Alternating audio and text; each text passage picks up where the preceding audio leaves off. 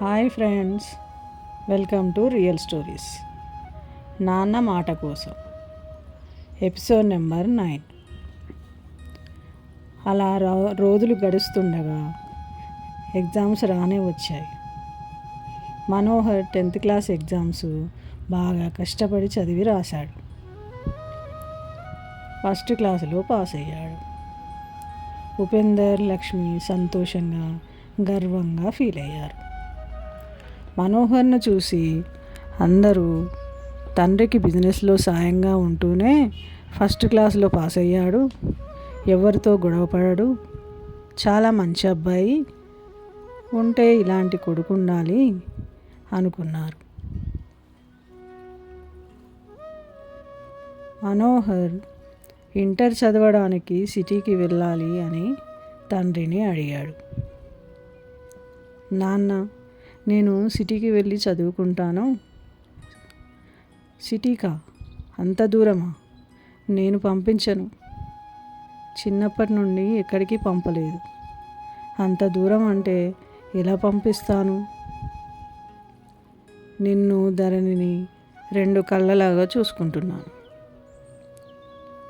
అంత దూరం నిన్ను పంపించాలంటే మేము ఉండలేమురా. అందరూ సిటీకి వెళ్ళి చదువుకోవట్లేదు కదా. మన ఊర్లో కాలేజీ లేకుంటే ఏంటి, పక్క ఊర్లో ఉందిగా, అక్కడ చదువుకో, మా కళ్ళ ముందు ఉంటావు అన్నాడు ఉపేందర్. అందుకు మనోహర్ చాలా బాధపడ్డాడు. ప్లీజ్ నాన్న, సిటీకి వెళ్ళి చదువుకుంటాను. నేను ఒక్కనే కాదు, మా క్లాస్మేట్స్ కూడా వెళ్తున్నారు. డబ్బుల గురించి ఆలోచించకు నాన్న, చాలా తక్కువనే ఉంటుందట, నేను కనుక్కున్నాను. ఫీజు గురించి కాదురా, చదువుకు డబ్బు ఎంతైనా పెడతాను, కానీ నిన్ను దూరం పంపించాలంటే భయంగా ఉందిరా. సిటీకి వద్దురా, నా మాట వినురా మనోహర్. తన రెక్కల కష్టాన్ని నమ్ముకున్నవాడు ఎక్కడైనా బతకగలడు. అలాగే చదువు మీద ఇంట్రెస్ట్ ఉన్నవాడు ఎక్కడ చదివినా ప్రయోజకుడు అవుతాడు అన్నాడు ఉపేందర్. మనోహర్ మొహంలో బాధను చూసి ఉపేందర్కి కూడా బాధగా అనిపించింది. కానీ సిటీకి పంపించే ధైర్యం చేయలేకపోయాడు.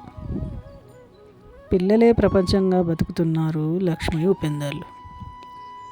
పల్లెటూరులో సంపాదన సరిపోదు, పిల్లల భవిష్యత్తు బాగుండాలి అని తన సొంత ఊరు వదిలిపెట్టి మండలానికి వచ్చి బిజినెస్ పెట్టాడు. టైంకు తిన్నా తినకపోయినా బిజినెస్లో కష్టపడుతూ పిల్లల్ని బాగా చూసుకోవాలి, వాళ్ళని బాగా చదివియాలి అని ఆరాటపడేవాళ్ళు. కానీ పిల్లల్ని దూరం పంపించాలంటే మాత్రం భయంగా ఉండేది ఆ దంపతులకి. మనోహర్ వేసవి సెలవులలో టెంట్ హౌస్ వస్తువులు తీసుకురావడానికి వ్యాన్లో డ్రైవర్తో పాటు వెళ్ళేవాడు.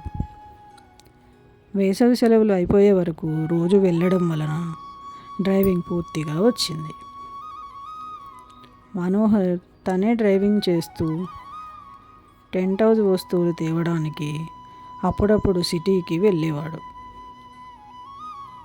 అలా డ్రైవింగ్ వచ్చిందన్న సంతోషంలో సిటీకి వెళ్ళి చదువుకోవాలనే కోరిక రాను రాను తగ్గుముఖం పట్టింది. కొద్ది రోజులకి కాలేజ్ చేరడం కోసం పక్క ఊరు వెళ్ళాడు మనోహర్. అక్కడ తన ఫ్రెండ్స్ కూడా ఉండడం గమనించి వారిని కలిసి మాట్లాడాడు. వారు అదే కాలేజీలో చేరడం మనోహర్కి చాలా సంతోషం అనిపించింది. అప్పటి నుండి మనోహర్, తన ఫ్రెండ్స్ ముగ్గురు, వంశీ, రవి, దాస్ ఆర్టీసీ బస్సులో కలిసి వెళ్ళి కలిసి వచ్చేవారు. సరస్వతి, ధరణి 10వ తరగతికి వచ్చారు. స్కూలు, ట్యూషన్, కంబైన్డ్ స్టడీస్తో బిజీ అయిపోయారు. కొద్ది రోజులకి సరస్వతి మెచ్యూర్ అయింది. వెంకటేశ్వర్లు తనకు ఉన్న దాంట్లో ఫంక్షన్ బాగా జరిపించాడు. కొద్ది కొద్దిగా సరస్వతి పొడవులో మార్పు వచ్చింది. కొన్ని నెలలకి ధరణి కంటే పొడవుగా అయ్యింది. ఆ మార్పు చూసి వెంకటేశ్వర్లు రమాదేవి ఆనందపడ్డారు. ఎగ్జామ్స్ అయిపోయి రిజల్ట్ వచ్చాయి. సరస్వతి ఫస్ట్ క్లాస్లో పాస్ అయింది. ధరణి సెకండ్ క్లాస్కు 1 మార్కు తక్కువ వచ్చి థర్డ్ క్లాస్లో పాస్ అయ్యింది. ధరణి చదువు గురించి తెలుసు కాబట్టి ఉపేందర్ లక్ష్మి పోనీలే తాడైనా వచ్చింది అని మనసుకు సర్ది చెప్పుకున్నారు. నెక్స్ట్ ఎపిసోడ్ నెక్స్ట్ సండే వస్తుంది. Please subscribe. Thank you.